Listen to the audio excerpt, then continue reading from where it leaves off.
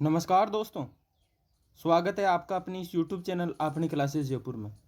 दोस्तों, हम पढ़ेंगे नए राजस्थान में भूगोल, कला, संस्कृति और इतिहास के अंदर क्या क्या हुआ है परिवर्तन, एक एक जिले के अनुसार, यानी जिला दर्शन की यह क्लास नंबर 4 है दोस्तों, जिसमें नया जिला जो बनाया गया है वह है डीडवाना कुचामन। इसके बारे में हम विस्तृत चर्चा यहाँ पर करेंगे। एक बात बता दूं मैं दोस्तों कि राजस्थान के चाहे भूगोल हो, कला संस्कृति हो या फिर इतिहास हो, एक एक फैक्ट जो अब जिला डीडवाना कुचामन के अंदर आएगा उसका हम पॉइंट टू पॉइंट यहाँ पर चर्चा करेंगे। मित्रों, अपडेटेड जिला है डीडवाना कुचामन की यह क्लास नंबर है 4 आपके सामने मैं लेकर आया हूँ। पहले की 3 क्लासें आपको प्लेलिस्ट में मिल जाएगी, आप वहाँ जाकर देख सकते हैं। चलिए दोस्तों, स्टार्ट करते हैं आज का नई क्लास, वह है डीडवाना कुचामन जिला दर्शन। यह रहा आपके सामने अपना नया जिला डीडवाना कुचामन जिला। यह जो जिला है यह अपने राजस्थान के लगभग मध्य जिले यानी नागौर जिले के पास में स्थित है। यह जिला नागौर जिले की कुछ तहसीलों को तोड़कर बनाया गया है। इस जिले के अंदर 8 तहसीलें हैं। कितनी तहसीलें? 8। पहली तहसील है लाडनू, एक तहसील है डीडवाना, एक तहसील है छोटी खाटू, मकराना, परबतसर, नावा, कुचामन सिटी और मोलासर। यह हैं 8 तहसीलें हैं। अब अपन आगे बात करते हैं कि डीडवाना जिले का जो गठन है यह कब हुआ। 4 अगस्त 2023 को नागौर जिले से 8 तहसीलें अलग करके डीडवाना जिले को बनाया गया। इसके अंदर 6 उपखंड और 8 तहसील हैं। सीमा की अगर अपन बात करें तो यह 5 जिलों के साथ में सीमा बनाता है। 5 जिले कौन कौन से हैं, चलो देखते हैं। यह रहे दोस्तों अपने 5 जिले जिनके साथ में डीडवाना कुचामन जिला सीमा बनाता। फर्स्ट जिला ऊपर से अपन स्टार्ट करते हैं, इधर आ जाता है चूरू, इधर आ जाता है नागौर, इधर आ जाता है अजमेर, इधर आ जाता है अपने जयपुर ग्रामीण और इधर आ जाता है सीकर। कितने जिले हो गए? 5 जिलों के साथ में डीडवाना कितने सीमा बना रहा है। दोस्तों इधर ध्यान रखना, ये जो दूदू जिला है ये डीडवाना कुचामन से सीमा नहीं बनाता। फिर अपन बात करें कि डीडवाना कुचामन जो जिला है ये किस संभाग के अंतर्गत आता है। यह आता है अपने अजमेर संभाग के अंदर और इसका जो अस्थायी मुख्यालय है वह है डीडवाना तहसील के अंदर। यह एक आंतरिक जिला है, अभी हमने बात की थी थोड़ी देर पहले। फिर अपन आगे बात करते हैं कि डीडवाना जिला सर्वाधिक खारे पानी की झीलों वाला जिला है। अगर खारे पानी की झीलों की अगर अपन बात करें तो वह है डीडवाना कुचामन झील और नावा झील। सबसे पहले अपन बात करते हैं नावा झील की। इस झील के नमक में सोडियम सल्फेट की मात्रा अधिक होती है। किसकी मात्रा? सोडियम सल्फेट की। दोस्तों जो अपना खाने वाला जो नमक होता है उसमें सर्वाधिक मात्रा होती है सोडियम क्लोराइड की। तो ध्यान रखना, ये जो सोडियम सल्फेट वाला जो नमक है यह अपने खाने योग्य नहीं है। तो फिर इसका उपयोग किस किस में किया जाता है? इसका उपयोग किया जाता है कागज बनाने और चमड़ा साफ करने के अंदर। फिर अपन आगे बात करें कि जो नमक बनाने वाले लोग हैं, जो संस्था है उसको क्या कहते हैं? उसको कहते हैं देवल। और देशवाल जाति के द्वारा यहाँ पर नमक तैयार किया जाता है।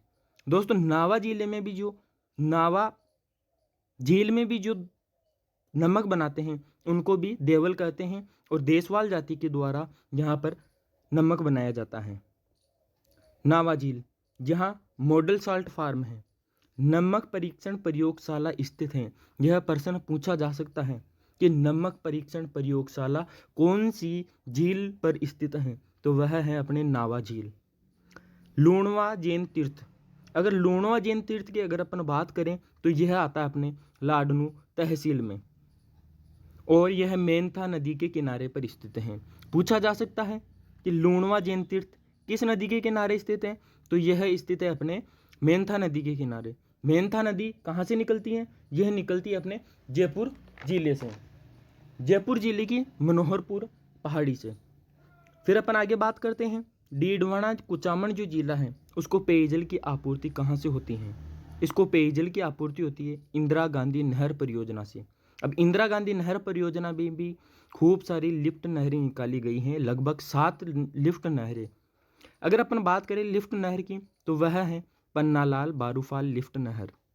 और ये जो पन्नालाल बारूफाल लिफ्ट नहर है इसके अंदर भी एक वितरिका निकाली गई है जिसका नाम है कानासर वितरिका। और इस कानासर वितरिका से ही डीडवाना कुचामन जिले में पेयजल की आपूर्ति होती है। डीडवाना कुचामन जो जिला है यह नमक उद्योग के लिए प्रसिद्ध है। अब अपन बात करते हैं डीडवाना कुचामन जिले के अंदर खनिज की। यहाँ कौन कौन सा खनिज प्रसिद्ध है? सफ़ेद संगमरमर जिसे अपन मार्बल कहते हैं, ये मकराना की प्रसिद्ध है। मकराना तहसील जो अपने डीडवाना कुचामन में है। मकराना के मार्बल से ताजमहल और विक्टोरिया महल जो कहाँ पर है? कलकत्ता में। ताजमहल कहाँ है? आगरा में। इनका जो निर्माण है वह किया गया था सफ़ेद संगमरमर से, जो कहाँ निकलती हैं? मकराना की है। इसके द्वारा ही, इससे ही ताजमहल और विक्टोरिया महल का निर्माण किया गया था। ये जो मार्बल है इसको इंटरनेशनल यूनियन ऑफ स्टोन में शामिल किया गया है, क्योंकि कुचामन में करते हैं, डीडवाना कुचामन में ही एक गांव आता है बड़ू गांव। ये क्यों प्रसिद्ध है? ये प्रसिद्ध है चमड़े की जूतियों के लिए। वेस्टेड स्पिनिंग मिल्स यह है अपने लाडनू तहसील में। फिर अपन बात करते हैं आगे, ये 2 बार रिपीट हो गया दोस्तों खनिज, वही यही है। फिर अपन आगे बात करें बरूण गांव की। बरूण गांव यह परबतसर तहसील में है और यह प्रसिद्ध है परबतसरी बकरियों के लिए। बाजवास गांव यह भी अपने परबतसर तहसील में है और यह बकरों के लिए प्रसिद्ध है। फिर अपन बात करते हैं वीर तेजाजी पशु मेला की। वीर तेजाजी पशु मेला आपको पता ही है परबतसर में लगता है, और पहले परबतसर जो तहसील है वो आती थी अपने नागौर जिले में। तो अपन पढ़ते थे कि वीर तेजाजी पशु मेला परबतसर नागौर, लेकिन अब परबतसर को डीडवाना कुचामन जिले में मिला दिया गया है।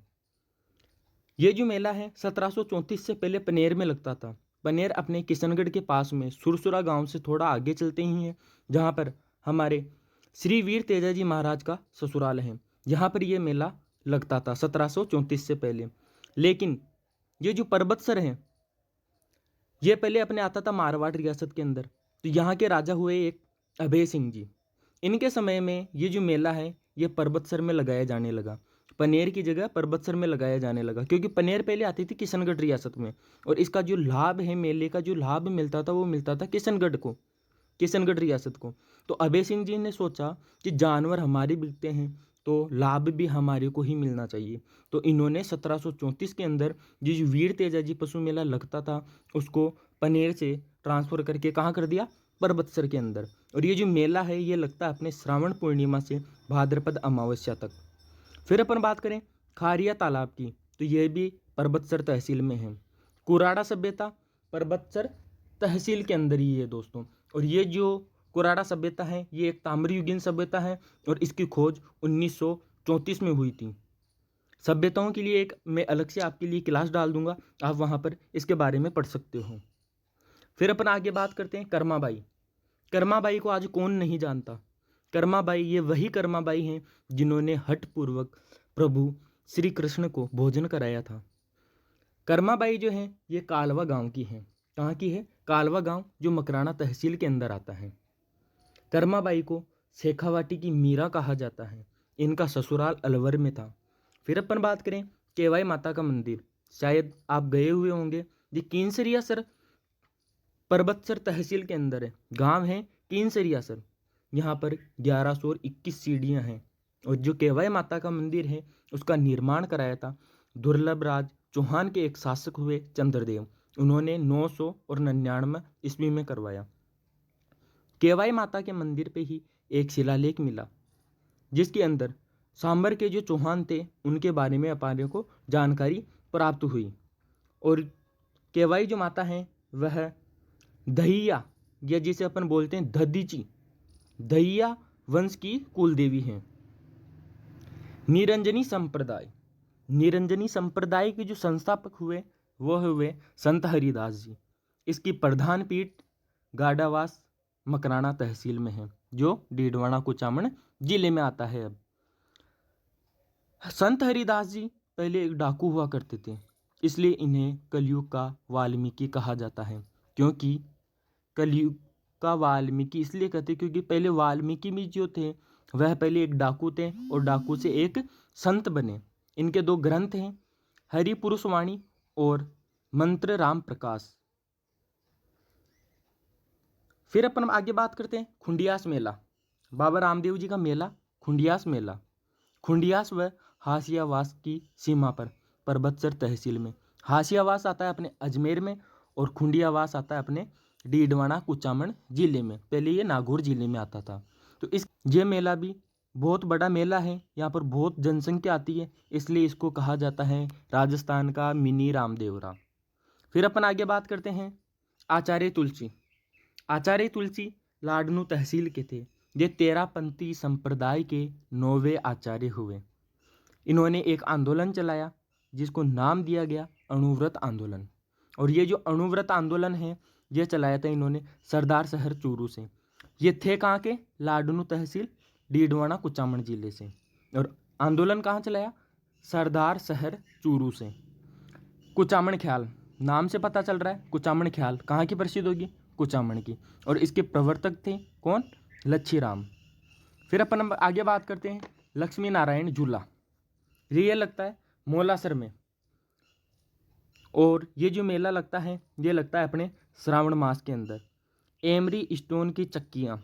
कौन सी चक्कियाँ? एमरी स्टोन, यानी एमरी पत्थर वाली जो चक्कियाँ हैं आटा पीसने की, ये प्रसिद्ध हैं नावा की। गोंद के पापड़ ये प्रसिद्ध है कुचामन के। बेगानी हवेली, गणपतराय की हवेली और इनानिया की हवेली ये भी अपने कहाँ पर हैं? लाडनू डीडवाना कुचामन जिले में। फिर अपन आगे बात करते हैं कुचामन दुर्ग की। कुचामन दुर्ग जागीरी दुर्गों का सिरमौर, क्योंकि यहाँ पर जागीरदार बैठते थे और ये एक ऐसा दुर्ग है। जागीरदारों को जितने भी दुर्ग दिए जाते थे उनमें सुविधाएं कम होती थी। राजाओं की अपेक्षा वहाँ पर सुविधाएं थोड़ी कम होती थी और ये दुर्ग छोटे होते थे। लेकिन कुचामन का दुर्ग एक ऐसा दुर्ग है जिसके अंदर बहुत सारी सुविधाएं और बहुत अच्छा दुर्ग है। इसलिए इस दुर्ग के बारे में कहा भी गया है कि ऐसा किला रानी जाई के पास तो हो सकता है पर ठकुरानी जाई के पास में नहीं हो सकता। फिर अपन बात करते हैं आगे बाल मुकुंद बीसा। ये बिसास गांव के थे और बिसास गांव अपने पड़ता है परबतसर तहसील के अंदर, जो पहले नागौर जिले में आता था लेकिन अब डीडवाना कुचामन जिले में आता है। बाल मुकुंद बिसा एक स्वतंत्रता सेनानी हुए। इनको राजस्थान का जतीन दास कहा जाता है। जतीन दास क्यों कहा जाता है? क्योंकि जतीन दास जी भूख के हड़ताल के कारण शहीद हुए थे और बाल मुकुंद बिस्सा भी भूख हड़ताल के कारण 19 जून 1942 को शहीद हुए, इसलिए इनको राजस्थान का जतीन दास कहा जाता है। इन्होंने 1934 में ज्वार खादी भंडार की स्थापना जोधपुर के अंदर की थी। कहाँ पर की थी? जोधपुर के अंदर 1934 में ज्वार खादी भंडार की स्थापना की, जो क्रांतिकारियों का स्टेशन हुआ करता था। यहाँ पर सभी क्रांतिकारी बैठ करके योजनाएं बनाते थे।